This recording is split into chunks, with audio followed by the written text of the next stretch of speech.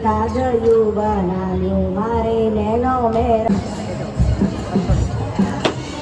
Hey guys, welcome back to my mini blog. તો અત્યારે હું છું સિંધુ ભવન શોપિંગ ફેસ્ટિવલમાં. એટલા માટે બેગ મૂકે છે, કોઈ લઈ ના જતા. ત્યાં સિક્યુરિટી બી છે. એન્ટ્રી લેતા રાઇટ હેન્ડ સાઈડમાં સ્ટેજ લગાવેલું છે. ત્યાં નાઇટમાં પ્રોગ્રામ થાય છે. સેટરડે સન્ડે કોઈ મોટા કલાકારો આવે છે. તમારે જોવું હોય તો તમે લોકો પહોંચી જજો, કેમ કે મારા માટે તો આ જ મોટા કલાકાર છે. કાજળિયું બનાવ્યું મારે નેનો મેરા માલ્યું હો રાજ કર્યું.